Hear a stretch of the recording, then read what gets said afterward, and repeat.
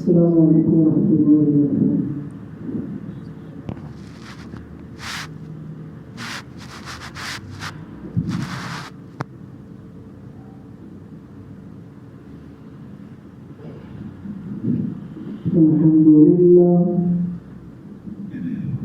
अल्हम्दुलिल्लाह नहमदुहु व नस्तईनुहु व नस्तगफिरुह व नऊज़ु बिल्लाहि मिन शुरूरि अंफुसिना व मिन सय्यिआति अअमालिना। मन यहदिहिल्लाहु फला मुदिल्ल लहु व मन युद्लिल्हु फला हादिय लहु। ونتوكل عليه ونعوذ بالله من شرور أنفسنا ومن سيئات أعمالنا. من يهده الله فلا مضل له ومن يضلله فلا هادي له. ونشهد أن محمدا عبده ورسوله. فإن خير الحديث كتاب الله وخير الهدي هدي محمد صلى الله عليه وسلم وشر الأمور محدثاتها وكل محدثة بدعة وكل بدعة ضلالة وكل ضلالة في النار. فأعوذ بالله السميع العليم من الشيطان الرجيم. بسم الله الرحمن الرحيم. قال رب اشرح لي صدري ويسر لي أمري واحلل عقدة من لساني يفقه قولي. وقال الله تعالى يا أيها الذين آمنوا اتقوا الله حق تقاته يا أيها الذين آمنوا اتقوا الله حق تقاته ولا تموتن إلا وأنتم مسلمون. قال الله تعالى ظهر الفساد في البر والبحر بما كسبت أيدي الناس ليذيقهم بعض الذي عملوا لعلهم يرجعون. وقال النبي صلى الله عليه وسلم اللهم احفظنا في جميع المعاصي والفتن ما ظهر منها وما فتن وارفع عنا البلاء والوباء. فالله خير حافظا وهو أرحم الراحمين. قال الله تعالى فاعلم أنه لا إله إلا الله. तमाम की सही तारीफ़ात हम्द व सलाम ला शरीक खालिक कायनात मालिक अर्ज़ व समा के लिए और लाखों दरूद व सलाम उस हक़ अक़दस व मुक़द्दस पर कि जिनका नाम नामे ग़रामी इसमें ग़िलामी मुहम्मद अकरम सल्लल्लाहु अलैहि वसल्लम है। वो ज़ात मुक़द्दसा मुतहहरा इसे रब्बुल इज़्ज़त ने जिन्हें वमा अर्सलनाका इल्ला रहमतुल लिल आलमीन बनाकर भेजा और जिनके ज़रिए अहले कायनात की हिदायत और रहनुमाई का बंदोबस्त फरमाया। हज़रत मोहम्मद सल्लल्लाहु अलैहि वसल्लम इस कायनात में अल्लाह के आखिरी पैगम्बर, आखिरी रसूल और आखिरी नबी बनाकर मबऊस किए गए। और रब कायनात ने आपके ज़रिए अहले कायनात को हिदायत और उनकी रहनुमाई के लिए एक मुकम्मल ज़ाता हयात और एक मुकम्मल निज़ाम ज़िंदगी अता करके भेजा। और इसी के साथ और इस्लाम के आगे कुछ ज़ाब्ते हैं, कुछ असूल हैं, कुछ क़वानीन हैं। जैसा कि हदीस में आता है بني الإسلام على خمس قول لا إله إلا الله محمد رسول الله وإقام الصلاة وإيتاء الزكاة والحج وصوم رمضان. یعنی سب سے پہلے جو کافر یہودی یا عیسائی جب دین اسلام میں داخل ہوتا ہے تو سب سے پہلے وہ کس چیز کا اقرار کرتا ہے کہ لا الہ الا اللہ محمد رسول اللہ. اور اسلام کے بنیادی 5 قانون ہیں، جو 5 بنیادیں ہیں، ان میں سب سے پہلا قانون ہی یہ ہے، سب سے پہلی شہادت ہی یہ ہے کہ اشہد ان لا الہ الا اللہ محمد رسول اللہ. اور اسی چیز کو آج میں آپ کے سامنے کلمہ طیبہ کی فضیلت و شان و اہمیت و عظمت بیان کرنا چاہتا ہوں کہ سب سے پہلے یعنی اللہ تعالیٰ کی وحدانیت ہی توحید ہے. سب سے پہلے عالم ارواح میں اللہ تعالیٰ نے سب سے توحید الوہیت اور توحید ربوبیت کا اقرار دیا. یعنی اللہ تعالیٰ نے اس دنیا بنانے سے پہلے سب مسلمانوں کو ایک جگہ پر جمع کیا اور توحید ربوبیت کا اقرار دیا. توحید ربوبیت کا مطلب کیا ہے؟ توحید ربوبیت کیا ہے؟ کہ اللہ تعالیٰ ہی پالنے پوسنے والا ہے، اللہ تعالیٰ ہی روزی دینے والا ہے، اللہ تعالیٰ ہی ہر قسم کی مشکلات کو دور کرنے والا ہے، اور اللہ تعالیٰ ہی پرورش کا سامان مہیا کرنے والا ہے، اور ہر قسم کی تکلیفوں میں کام آنے والا ہے، اور ہر قسم کے رنج و غم میں وہی کام آنے والا ہے. اور اگر کسی کو کوئی مصیبت آتی ہے تو اللہ تعالیٰ اسے دور کرنے والا ہے. وہی سب کو کھلاتا پلاتا ہے اور سب کی نگرانی اور حفاظت کرنے والا ہے اور ضرورت پر کام آنے والا ہے، اور وہ اس میں یکتا ہے، اس کا کوئی ساتھی نہیں ہے، نہ ہی رب کا کائنات کو اس کی ضرورت ہے. اللہ تعالیٰ اس میں اکیلے ہیں. اور اس کے بعد توحید الوہیت کا معنی کیا ہے کہ وہ اپنی ذات و صفات میں یکتا ہے. یعنی ہر قسم کی عبادت، حج، روزہ، زکوٰۃ، صدقہ و خیرات، یعنی جتنی بھی عبادات ہیں اس کا مستحق صرف اللہ تعالیٰ ہی ہے.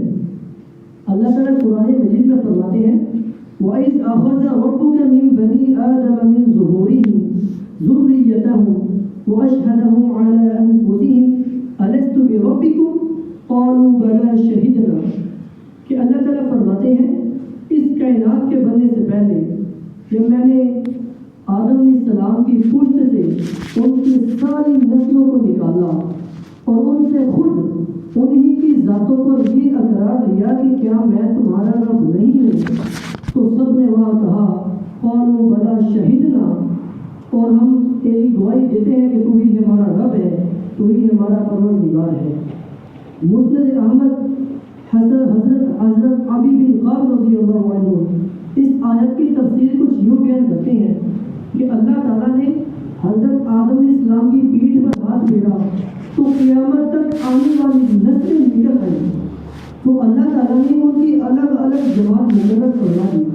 یعنی نبیوں کی الگ جماعت، ولیوں کی الگ جماعت، مسلمانوں کی الگ جماعت اور کافروں کی الگ جماعت، نیکوں کی الگ جماعت اور بدوں کی الگ جماعت مقرر فرما کر انہیں کی ویسی ہی صورتیں بنائیں جس طرح دنیا میں بنانی منظور تھی. پھر اللہ تعالیٰ نے وہاں ان سے یہ اقرار دیا کیا میں تمہارا رب نہیں ہوں؟ سب نے کہا قالوا بلا شہدنا، تو سب نے کہا ہم اس بات کی گواہی دیتے ہیں کہ آپ ہمارے رب ہیں. اور اسی قول و اقرار کو یاد دلانے کے لیے، اسی بات کو، اسی کلمہ کو، اسی شہادت کو یاد دلانے کے لیے اللہ تعالیٰ نے دنیا میں رسولوں اور نبیوں کو بھیجا. سب سے پہلے اسی کلمہ کی یاد دلانے کے لیے اللہ تعالیٰ نے نبیوں اور رسولوں کو بھیجا. اور جیسا کہ اللہ تعالیٰ قرآن مجید میں فرماتے ہیں وَمَا أَرْسَلْنَا مِن قَبْلِكَ مِن رَّسُولٍ إِلَّا نُوحِي إِلَيْهِ لَا إِلَٰهَ إِلَّا أَنَا فَاعْبُدُونِ. اور ہم نے کسی رسول کو نہیں بھیجا مگر سب سے پہلے ان کے پاس یہ خبر آتی تھی کہ کیا میں تمہارا رب نہیں ہوں. وَاعْلَمُوا أَنَّهُ لَا إِلَٰهَ غَيْرِي، سب نے اقرار کرتے تھے کہ ہاں آپ ہی ہمارے رب ہیں۔ اور اسی طرح ہر نبی اپنے اپنے زمانے میں لوگوں کو اللہ کی دعوت دینے کے لیے آتے رہے۔ سب سے پہلے حضرت آدم علیہ السلام کو اللہ تعالیٰ نے جب دنیا میں بھیجا، اللہ تعالیٰ فرماتے ہیں فَإِمَّا يَأْتِيَنَّكُم مِّنِّي هُدًى فَمَن تَبِعَ هُدَايَ فَلَا خَوْفٌ عَلَيْهِمْ وَلَا هُمْ يَحْزَنُونَ۔ یعنی اگر ہماری طرف سے کوئی رسول ہدایت کرنے والا آپ کی طرف آئے تو جو بھی اس کی پیروی کرے گا، یعنی جو بھی ان کی خبر کی پیروی کرے گا، ان کے پیچھے چلے گا، وہ کسی قسم کا خوف نہیں کھائے گا، وہ کسی قسم کا رنج و غم نہیں کھائے گا۔ اور حضرت آدم علیہ السلام کے بعد حضرت نوح علیہ السلام کے متعلق فرمایا لَقَدْ أَرْسَلْنَا نُوحًا إِلَىٰ قَوْمِهِ فَقَالَ يَا قَوْمِ اعْبُدُوا اللَّهَ مَا لَكُم مِّنْ إِلَٰهٍ غَيْرُهُ إِنِّي أَخَافُ عَلَيْكُمْ عَذَابَ يَوْمٍ عَظِيمٍ۔ بے شک ہم نے نوح علیہ السلام کو ان کی قوم کی طرف نبی بنا کر بھیجا، رسول بنا کر بھیجا، تو اس نے کہا اے میری قوم کے لوگوں، اللہ ہی کی عبادت کرو، اس کے سوا کسی کو نہ مانو، کسی سے مدد طلب نہ کرو، صرف اللہ ہی کی عبادت کرو۔ یقیناً میں تم پر کسی ایک بڑے عذاب کے دن سے آ جانے سے ڈرتا ہوں، میں ڈرتا ہوں کہیں تم پر کوئی عذاب نہ آ جائے اس سے پہلے کہ کلمہ شہادت یعنی کلمے کا اقرار کر لو، اللہ کو ایک مان لو۔ اور حضرت نوح علیہ السلام کے بعد حضرت ہود علیہ السلام کی نسبت فرمایا وَإِلَىٰ عَادٍ أَخَاهُمْ هُودًا قَالَ يَا قَوْمِ اعْبُدُوا اللَّهَ مَا لَكُم مِّنْ إِلَٰهٍ غَيْرُهُ۔ قوم عاد یعنی قوم عاد کے بھائی، قوم عاد کے پاس ان کے بھائی ہود علیہ السلام کو بھیجا، انہوں نے بھی یہی جا کر کلمہ بلند کیا، یہی جا کر خبر دی کہ اللہ تعالیٰ کے سوا کسی کو اپنا معبود نہ مانو۔ اور حضرت ہود علیہ السلام کے بعد حضرت صالح علیہ السلام کے متعلق فرمایا وَإِلَىٰ ثَمُودَ أَخَاهُمْ صَالِحًا قَالَ يَا قَوْمِ اعْبُدُوا اللَّهَ مَا لَكُم مِّنْ إِلَٰهٍ غَيْرُهُ۔ اور قوم ثمود کے پاس ان کے بھائی حضرت صالح علیہ السلام کو بھیجا، انہوں نے بھی اپنی قوم کے پاس ایک ہی خبر پہنچائی، یہی کہ اللہ کی عبادت کرو، اللہ کے سوا کسی کو رب نہ مانو، صرف اسی سے ہر قسم کی حاجت طلب کیا کرو، اللہ ہی سب کچھ رزق دینے والا ہے، اللہ تعالیٰ ہی بیماری کو دور کرنے والا ہے، اللہ تعالیٰ ہی ہر قسم کی بیماری کو، ہر قسم کے رنج و غم کو دور کرنے والا ہے۔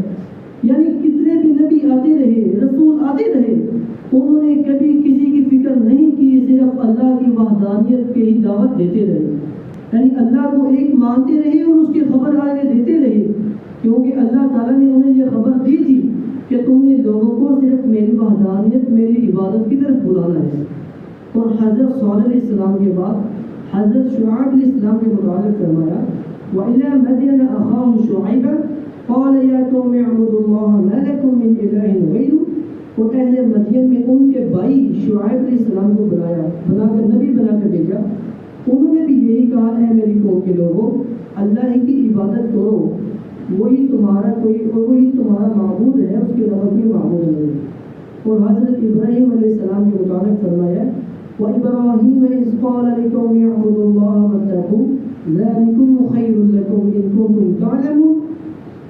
اور ابراہیم علیہ السلام کو ان کی قوم کے پاس بھیجا، تب انہوں نے اپنی قوم سے کہا تم اللہ ہی کی عبادت کرو، اسی سے ڈرو، یہی تمہارے حق میں بہتر ہے اگر تم جانتے ہو، اگر تم عقل والے ہو تو یہ بات سمجھ لو گے۔ اور ان کے بعد حضرت یوسف علیہ السلام کے متعلق فرمایا یا صاحبی السجن أأرباب متفرقون خير أم الله الواحد القهار ما تعبدون من دونه إلا أسماء سميتموها أنتم وآباؤكم ما أنزل الله بها من سلطان إن الحكم إلا لله أمر أن لا تعبدوا إلا إياه ذلك الدين القيم ولكن أكثر الناس لا يعلمون۔ یہاں تک کہ حضرت یوسف علیہ السلام کو جب انہوں نے قیدی بنا لیا تو انہوں نے وہاں جا کر بھی یہی دعوت دی، ان کے پاس جو اور قیدی تھے ان سے یہ کہا کہ کیا جدا جدا معبود اچھے ہیں، یعنی تم عبادت کسی اور کی کرتے ہو، مدد کسی اور سے مانگتے ہو، رزق کسی اور سے مانگتے ہو، کہ بیماری آئے تو کسی اور کے پاس جاتے ہو، یہ معبود اچھے ہیں یا ایک واحد معبود اچھا ہے جو ہر قسم کے کام کو مکمل کر دیتا ہے تمہاری بیماری پر۔ اسی طرح انہوں نے فرمایا یہ جدا جدا جو معبود ہیں یہ تم نے خود ہی بنا لیے ہیں، اور ان کے جو نام ہیں یہ صرف نام ہی اور کچھ نہیں ہے، جو تم نے اور تمہارے آباء و اجداد نے رکھ لیے ہیں، اور ان کے بارے میں اللہ تعالیٰ نے کوئی دلیل بھی نہیں اتاری کہ ان کی عبادت کی جائے، ان سے مدد طلب کی جائے۔ اللہ تعالیٰ کا حکم ہی واجب العمل ہے، یعنی اللہ تعالیٰ نے جس بات کا کہہ دیا اس بات پر ہی عمل کرنا واجب ہے۔ اسی طرح انہوں نے کہا ذالک الدین القیم، اللہ کو ایک مانو یہی دین سیدھا ہے، وَلَكِنَّ أَكْثَرَ النَّاسِ لَا يَعْلَمُونَ، اور ان میں سے اکثر نہیں جانتے۔ اور حضرت یوسف علیہ السلام کے متعلق بات حضرت عیسیٰ علیہ السلام کے متعلق فرمایا وقال المسیح یا بنی اسرائیل اعبدوا اللہ ربی وربکم، اور عیسیٰ مسیح نے کہا ہے بنی اسرائیل تم صرف اللہ کی عبادت کرو جو میرا اور تمہارا رب ہے۔ اور سب سے آخر میں حضرت محمد صلی اللہ علیہ وسلم ان کے متعلق فرمایا جن کے بعد نبوت کا سلسلہ ختم کر دیا گیا، رسولوں کا سلسلہ ختم کر دیا گیا، فرمایا اے نبی متعلق فرمایا قل انما انا بشر مثلکم یوحی الی انما الہکم الہ واحد، انہوں نے فرمایا کہ میں تمہارے جیسا ہی ایک بشر ہوں، ایک انسان ہوں، مگر فرق اتنا ہے کہ میری طرف وحی کی جاتی ہے، اللہ تعالیٰ کا حکم اترتا ہے جو میں آگے پہنچا دیتا ہوں۔ اور فرماتے ہیں قل انما هو الہ واحد واننی بریء مما تشرکون، یعنی کہہ دیجیے کہ نہیں وہ اکیلا ہی معبود ہے، اس کا کوئی شریک نہیں۔ اور آگے یہ بھی فرما دیا جن کی تم عبادت کرتے ہو میں ان سے بری ہوں، میں انہیں نہیں مانتا، میں ان کی عبادت نہیں کرتا، مجھے جس کا حکم اللہ نے دیا ہے کہ میری عبادت کرو میں صرف اللہ ہی کی عبادت کرتا ہوں اور تمہیں بھی ان کی ہی طرف بلاتا رہوں گا۔ یعنی ان تمام قرآنی آیتوں میں غور و فکر کرنے کے بعد معلوم ہوتا ہے کہ حضرت آدم علیہ السلام سے لے کر حضرت محمد صلی اللہ علیہ وسلم تک سب نبیوں اور رسولوں کو لا الہ الا اللہ کا حکم تھا، صرف رسالت کا فرق ان کے زمانے کے اعتبار سے تھا۔ اسی طرح لا الہ الا اللہ اور اسی کلمہ کی تبلیغ کرتے رہے، جس نے اس کلمہ کو مان لیا وہ نجات پا جائے گا، اور جو اس کلمے سے انکار کرے گا وہ نجات نہیں پائے گا۔ اسی کلمہ کے اوپر یقین کامل ہو، یعنی جو مسلمان اس پر یقین کر لیتا ہے، کلمے کو یقین کر لیتا ہے لیکن اس کے مطابق اپنے عمل سیدھے نہیں کرتا، اللہ کے حکم کے مطابق اپنے عمل نہیں کرتا، وہ کبھی کامیاب نہیں ہو سکتا۔ اسی لیے جو مسلمان یہ کلمہ پڑھ لیتا ہے اس پر واجب ہے کہ اس کے اعمال یعنی ان کے ساتھ جو معاملات ہیں ان سب پر عمل کرے۔ اسی لیے اس کی فضیلت اللہ تعالیٰ کو یوں بیان کرتے ہیں، رسول اللہ صلی اللہ علیہ وسلم نے فرمایا ما من عبد قال لا الہ الا اللہ ثم مات على ذلك الا دخل الجنہ، یعنی جو مسلمان یہ کلمہ پڑھ لیتا ہے یعنی وہ مسلمان تو ہو گیا اور وہ اسی حالت میں وفات پاتا ہے کہ اس نے کلمہ پڑھا ہوا ہے تو وہ سیدھا جنت میں داخل ہوگا۔ حضرت ابوبکر صدیق رضی اللہ عنہ فرماتے ہیں کہ میں نے رسول اللہ صلی اللہ علیہ وسلم سے پوچھا کہ اس دین میں نجات کا ذریعہ کیا ہے، تو آپ صلی اللہ علیہ وسلم نے فرمایا من قبل منی الکلمۃ التي عرضتها على عمي فردها فهي له نجات، یعنی جو میرا لایا ہوا کلمہ لا الہ الا اللہ قبول کر لے، جس کو میں نے اپنے چچا پر پیش کیا، یعنی جب حضرت محمد صلی اللہ علیہ وسلم میں جب ان کے چچا وفات پانے لگے تھے انہوں نے کہا یہ کلمہ پڑھ لیجیے آپ نجات پا جائیں گے، وہی کلمہ وہی مثال تھی کہ جسے میں نے اپنے چچا پر پیش کیا تو انہوں نے وہ قبول نہیں کیا، اور جو قبول کر لیتا ہے وہ جو کلمے کو قبول کر لیتا ہے وہ نجات پا جاتا ہے۔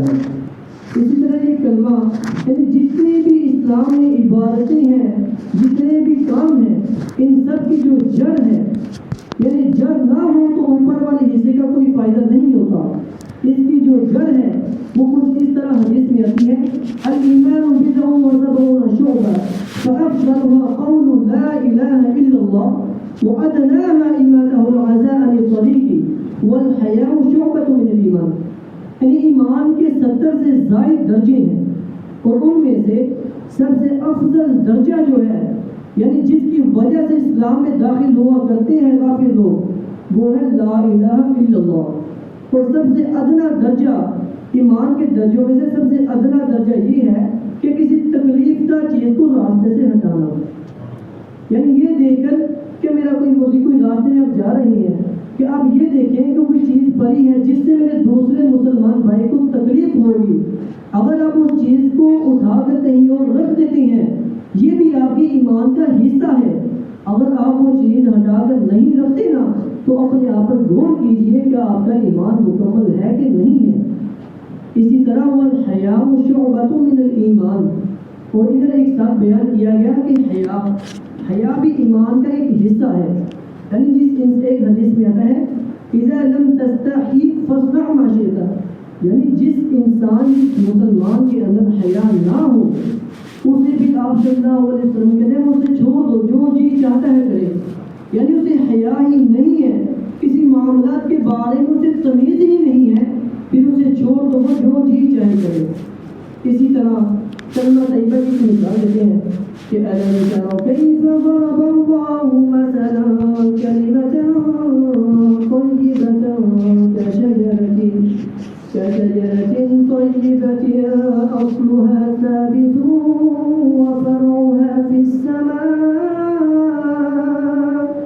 تُؤْتِي أُكُلَهَا كُلَّ حِينٍ بِإِذْنِ رَبِّهَا وَيَضْرِبُ اللَّهُ الْأَمْثَالَ لِلنَّاسِ لَعَلَّهُمْ يَتَذَكَّرُونَ. وَمَثَلُ كَلِمَةٍ خَبِيثَةٍ كَشَجَرَةٍ خَبِيثَةٍ اجْتُثَّتْ مِنْ فَوْقِ الْأَرْضِ مَا لَهَا مِنْ قَرَارٍ. يُثَبِّتُ اللَّهُ الَّذِينَ آمَنُوا بِالْقَوْلِ الثَّابِتِ فِي الْحَيَاةِ الدُّنْيَا وَفِي الْآخِرَةِ وَيُضِلُّ اللَّهُ الظَّالِمِينَ وَيَفْعَلُ اللَّهُ مَا يَشَاءُ. اے محمد صلی اللہ علیہ وسلم، کہ آپ نے نہیں دیکھا کہ اللہ نے کیسی مثال بیان کی ہے کہ پاکیزہ کلمہ اس پاکیزہ درخت کی طرح ہے جس کی جڑیں مضبوط ہوں اور اس کی شاخیں آسمان کی طرف جھکی ہو اور بحکم خدا کے حکم سے وہ پھل دیتا ہو. یعنی پورے 12 مہینے وہ پھل دیتا ہو اور اس کا پھل کبھی ختم نہیں ہوتا. اور اللہ لوگوں کے سامنے مثالیں بیان کرتا ہے. یعنی ایک نادان انسان ہے، مثالوں سے سمجھ جاتے ہیں. اکثر لوگ مثال دیں وہ اسی وقت پورے معاملات کو سمجھ جاتے ہیں. اسی طرح اللہ تعالیٰ آسانی کے لیے بہت سی مثالیں بیان کرتے ہیں قرآن مجید میں. اور آگے فرماتے ہیں تاکہ وہ یاد رکھیں کہ ناپاک بات کی مثال اس گندے درخت کی طرح ہے جو زمین سے اخاڑ دیا جاتا ہے، اس کی کوئی اہمیت نہیں ہوتی. یعنی جو درخت صرف اور صرف کسی کی پریشانی کے لیے راستے میں آ گیا ہے، لیکن کہیں پر اس کا کوئی فائدہ نہیں، کوئی پھل نہیں دیتا، اس کا استعمال نہیں ہے، اسی کی طرح ہے کہ اسے اخاڑ کر پھینک دیا جاتا ہے. اور پاکیزہ درخت کے متعلق حدیث میں آتا ہے کہ عبداللہ بن عمر رضی اللہ عنہ کہتے ہیں کہ ایک دفعہ ہم رسول اللہ صلی اللہ علیہ وسلم کے پاس بیٹھے اور سب صحابہ کرام سے آپ صلی اللہ علیہ وسلم نے ایک سوال کیا کہ کیا آپ جانتے ہو کہ سب سے پاکیزہ درخت کون سا ہے کہ وہ اس کا پھل بھی ختم نہیں ہوتا اور نہ اس کا دانہ معدوم ہوتا ہے اور نہ وہ اس کا نفع ضائع نہیں ہوتا اور ہر وقت میوہ دیتا ہے. تو اس وقت انہیں کھجور کا درخت ذہن میں آیا، یعنی عبداللہ بن عمر کے ذہن میں کھجور کا درخت آیا، لیکن انہوں نے یہ جواب نہیں دیا. جواب کیوں نہیں دیا؟ یہ بھی ایک عزت کا تقاضا ہے. یہ دیکھیے انہیں کتنی عزت تھی. انہوں نے یہ سوچا کہ میرے سے بڑے بھی ایک محفل میں موجود ہیں، حضرت ابوبکر صدیق موجود ہے، حضرت عمر فاروق موجود تھے، لیکن انہوں نے جواب نہیں دیا یہ سوچ کر کہ میرے سے بڑے عالم موجود ہیں، وہ نہیں کچھ کہہ رہے تو میں کیسے کچھ کہہ دوں. یعنی آپ صلی اللہ علیہ وسلم خود ہی کچھ بتا رہے ہیں. اور اسی کے بعد پھر آپ کوئی سب خاموش رہی تو آپ صلی اللہ علیہ وسلم نے فرمایا کہ کھجور کا درخت ہے. پھر آپ نے خود ہی بتا دیا کہ کھجور کا درخت ہے. پھر ہم جب اس مجلس سے اٹھے تو حضرت عبداللہ بن عمر رضی اللہ تعالیٰ عنہ نے اپنے ابا جان کو بتایا، ابا جی مجھے اس بات کا پتہ تھا، یعنی یہ کھجور کا درخت ہے۔ تو انہوں نے پوچھا تو آپ نے بیان کیوں نہیں کیا؟ انہوں نے کہا کہ آپ میں سے بڑے تھے اور میرے سے بڑے محفل میں موجود تھے، میں نے یہ مناسب نہیں سمجھا کہ میں ادھر بولوں۔ انہوں نے کہا سبحان اللہ، اگر تو یہاں پر بول لیتا تو مجھے بہت ہی خوشی ہونی تھی۔ یعنی اگر کسی باپ کا بیٹا کوئی اچھی بات کسی بڑی محفل میں بول دے تو اسے بہت خوشی ملتی ہے، یہ واقعی حقیقت بات ہے۔ اور اسی طرح کلمہ طیبہ جو پڑھ لیتا ہے تو آپ صلی اللہ علیہ وسلم فرماتے ہیں میں قیامت کے دن اس کی سفارش بھی کروں گا۔ یعنی حدیث میں آتا ہے اسعد الناس بشفاعتی یوم القیامت من قال لا الہ الا اللہ خالصا من قلبہ و نفسہ، یعنی جو میری شفاعت کا مستحق قیامت کے دن سب سے زیادہ سعادت مند ہوگا، یعنی میں جس کی سب سے زیادہ سفارش کروں گا وہ ہے کہ وہ جو کلمے کو پڑھے، اس پر عمل کرے، اسے دل سے تسلیم کرے، اپنے نفس پر وہ چالو کرے، یعنی اس کے جو معاملات ہیں ان سب کو اپنے نفس میں لے کے آئے، اور کلمہ طیبہ پڑھنے والا، اس پر عمل کرنے والا دوزخ میں نہیں جائے گا۔ جیسا کہ حدیث میں آتا ہے کہ حضرت ابو ہریرہ رضی اللہ عنہ فرماتے ہیں کہ رسول اللہ صلی اللہ علیہ وسلم نے فرمایا تم کثرت سے کلمہ طیبہ یعنی لا الہ الا اللہ کہتے رہو، اس سے پہلے کہ ہمارے اور اس کلمہ طیبہ کے درمیان کوئی چیز حائل ہو جائے، یعنی انسان اور انسان کی سوچ اور نفس کے درمیان کون سی چیز آ سکتی ہے؟ تو فرمایا موت، یعنی انسان کو موت آ جائے پھر وہ کبھی کچھ سوچ نہیں سکتا، وہ کچھ نہیں کہہ سکتا، وہ کسی قسم کی کوئی بات ذہن میں نہیں لا سکتا۔ اس لیے فرمایا کہ مرتے دم تک کلمہ طیبہ کا اقرار کرتے رہا کرو، ذکر اذکار کرتے رہا کرو۔ یعنی ہم کسی فیکٹری میں یا کہیں کام کرتے ہیں، اپنی زبان پر یہ اپنی عادت بنا لیں کہ کہیں پر لا الہ الا اللہ یعنی اللہ کا کلمہ جاری رکھا کرے۔ اور آگے کیا فرماتے ہیں اسی کلمہ میں اس میں اعظم ہے، یعنی اسی کلمہ میں اللہ تعالیٰ کا سب سے بڑا نام جو اللہ تعالیٰ کو بہت پسند ہے وہ بھی اس کلمہ میں آ جاتا ہے۔ اور قرآن مجید میں آتا ہے وَإِلَٰهُكُمْ إِلَٰهٌ وَاحِدٌ لَا إِلَٰهَ إِلَّا هُوَ الرَّحْمَنُ الرَّحِيمُ، یعنی تمہارا اللہ صرف ایک اللہ ہے، اس کے سوا کوئی معبود نہیں، وہی بڑا مہربان نہایت رحم کرنے والا ہے۔ اور دوسری جگہ سورہ ال عمران میں فرمایا الف لام میم اللہ لا الہ الا هو الحی القیوم، یعنی کوئی معبود مگر ایک معبود اللہ ہے اور ہمیشہ زندہ رہنے والا ہے اور تمام مخلوق کی ہستی کو قائم رکھنے والا ہے۔ اور اسی طرح کلمہ طیبہ ہی مشکل کشا ہے، یعنی ہر قسم کی پریشانی میں انسان اگر اس کا ورد کرے، اس کی تسبیح کرے، اسے پڑھتا رہے تو اللہ تعالیٰ خود بخود اس کی پریشانی کو دور کر دیتا ہے، اس کی حاجات کو دور کر دیتا ہے۔ حدیث میں کیا آتا ہے لا الہ الا انت سبحانک انی کنت من الظالمین، اور یہ جو آیت ہے یعنی جب حضرت یونس علیہ السلام کو مچھلی کے پیٹ میں رہنا پڑا، اللہ تعالیٰ کی طرف سے وہ مچھلی کے پیٹ میں چلے گئے، یعنی اتنی بڑی پریشانی اس وقت بھی انہوں نے اپنے ذہن میں، ان کے ذہن میں یہی ہے لا الہ الا انت سبحانک انی کنت من الظالمین، اے اللہ تو ہی معبود ہے، تیری سوا کوئی معبود نہیں، تیری ذات پاک ہے اور بے شک ظلم کرنے والوں میں سے ہے۔ یعنی اتنی بڑی پریشانی اور وہ دعا کرتے رہے، اللہ تعالیٰ نے انہیں نجات بھی دے دی، باہر نکال دیا۔ تو آج کل کی پریشانیاں کیا ہیں؟ یہ کیا کلمہ طیبہ پڑھنے سے نہیں دور ہو سکتی؟ میرے بھائیو ہر قسم کی پریشانی دور ہو سکتی ہے اگر انسان اپنے دل سے اس کلمہ کا اقرار کرے، اسے دیکھے، اسے سوچے یہ کلمے کا وزن کیا ہے، اس کلمے کی اہمیت کیا ہے۔ ہم دنیا کے معاملات تو چلاتے ہیں، ہمیں یہ بھی سوچنا چاہیے کہ دنیا کے ساتھ معاملات آخرت کے بھی چلتے رہیں۔ ہم نے اپنے بچوں کو یعنی اپنے بھائیوں کو، بہنوں کو، گھر والوں کو کھلانا پلانا تو ہے ہی، اس کے ساتھ بہتر یہ ہے کہ ساتھ میں اللہ تعالیٰ کو بھی مناتے رہیں، اللہ تعالیٰ کے ذکر اذکار کرتے رہیں، زبان میں چالو رکھیں۔ اگر کسی کو وقت نہیں ملتا نماز وغیرہ کا، عمرہ کرنے کا، حج کرنے کا، کسی کے پاس پیسے وغیرہ نہیں ہیں، وہ یہ چھوٹے معاملات کے ساتھ یہ اللہ تعالیٰ کے ساتھ معاملات بہتر بناتا رہے، کوئی ذکر اذکار شروع کر لے، اللہ تعالیٰ کا کلمہ پڑھتا رہے، چلتا پھرتا، ضروری نہیں کہ کسی کے ساتھ بد کلامی ہی کرے، ہر وقت مذاق ہی کرے، کوئی کام کرتے کرتے کسی کو کوئی بری بات کہہ دے، بری بات سنا دے، نہیں میرے بھائیوں، ان سب کو علیحدہ رکھ کے صرف اللہ کے ساتھ معاملات جوڑ لیے جائے تو اللہ تعالیٰ ہر قسم کی مشکلات سے دور کر دیتا ہے۔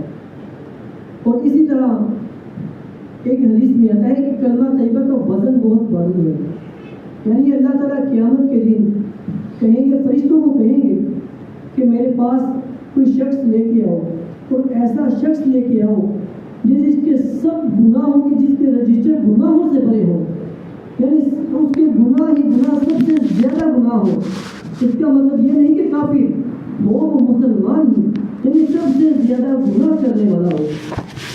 تو فرشتے جائیں گے، سب یوم حشر میں، حشر کے میدان میں سب جمع ہوں گے، تو فرشتے ڈھونڈ کر ایک آدمی کو لے کے آئیں گے۔ وہ آدمی کیا ہوگا کہ 99 رجسٹر گناہوں کے ہوں گے اس کے، اور ایک رجسٹر کی لمبائی کیا ہوگی کہ جہاں تک انسان کی نظر جاتی ہوگی وہاں تک وہ رجسٹر جاتا ہوگا، اور وہ گناہوں سے لپٹا ہوا ہوگا، گناہوں سے بھرا ہوگا، اور اسی طرح کے 99 رجسٹر ہوں گے۔ تو اللہ تعالیٰ اسے کہیں گے تو میں تمہیں جنت میں داخل کر دوں گا۔ وہ کہے گا اللہ میں نے کون سا عمل کیا ہے، میں نے کون سا کام کیا ہے کہ تو آپ مجھے جنت میں داخل کر رہے ہیں؟ میں اپنے رجسٹر دیکھ کر اتنا گھبرا رہا ہوں کہ میرا کیا بنے گا۔ تو اللہ تعالیٰ اپنے عرش کے سائے کے نیچے سے یا اپنے پاس سے ایک لفافہ دیں گے، فقط بتا کا واحد، جس پر اللہ کی توحید ہوگی، اللہ کے نام کے سوا کچھ نہ ہوگا، صرف اللہ کی ربوبیت کا اقرار ہوگا۔ اور وہ اللہ تعالیٰ 99 رجسٹر ایک حصے میں رکھیں گے ترازو کے، اور وہ کلمہ ایک لفافہ ایک حصے میں رکھیں گے، تو وہ لفافے کا وزن زیادہ ہو جائے گا۔ سبحان اللہ۔ تو اللہ تعالیٰ اس کلمے کی وجہ سے اسے جنت میں داخل کر دیں گے۔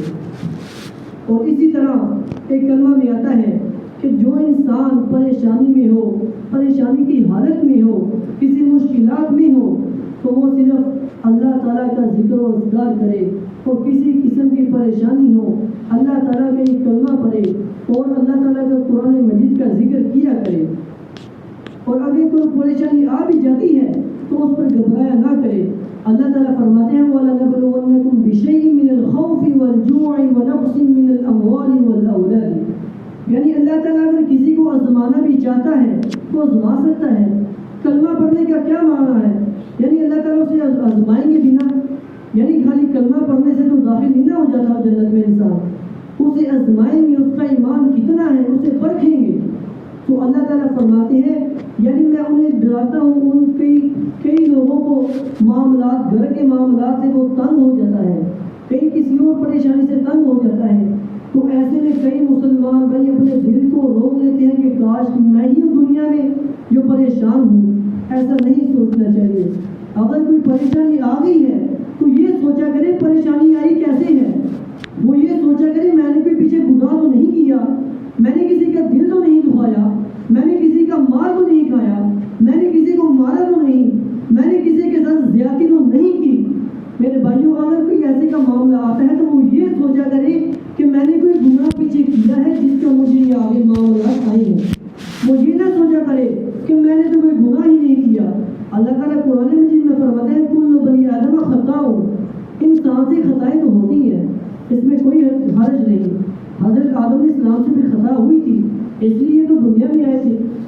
اگر کوئی معاملات ایسے کا بن جاتا ہے تو ہمیں چاہیے اپنے دل کو سنبھالا کریں، اور معاملات کے بعد اللہ تعالیٰ کو یاد کیا کریں۔ مشکلات کا معاملہ ہو اللہ کو یاد کریں، خوشی کا کوئی موقع آئے تو اللہ کو یاد کریں، اللہ کا ذکر کریں۔ اللہ تعالیٰ کے سوا کوئی کسی قسم کی پریشانی دور نہیں کر سکتا۔ جو مسلمان اللہ تعالیٰ پر یقین رکھتا ہے وہ اس بات پر بھی یقین رکھتے کہ دنیا کی جو بھی بڑی مشکلات ہیں وہ اللہ سے تو نہیں نہ بری ہو سکتی، اللہ تعالیٰ کو اس پریشانی کو دور کر سکتے ہیں نا۔ کئی انسان یہ ذہن میں رکھ لیتے ہیں کہ یہ پریشانی دور ہو ہی نہیں سکتی، وہ پہلے ہی اپنا ذہن بنا لیتے ہیں۔ میرے بھائیوں نہیں، پہلے صحابہ کرام پر، نبیوں پر، رسولوں پر اتنی بڑی مصیبتیں آتی رہیں، لیکن معاملہ کیا تھا؟ لوگ کہتے ہیں معجزے ہو جاتے ہیں، اور میرے بھائیوں ان کا ایمان ہی اتنا پختہ تھا، ان کا کلمہ پر اقرار کرنا ہی اتنا پختہ تھا کہ کوئی پریشانی ان کے سامنے آ جاتی تھی وہ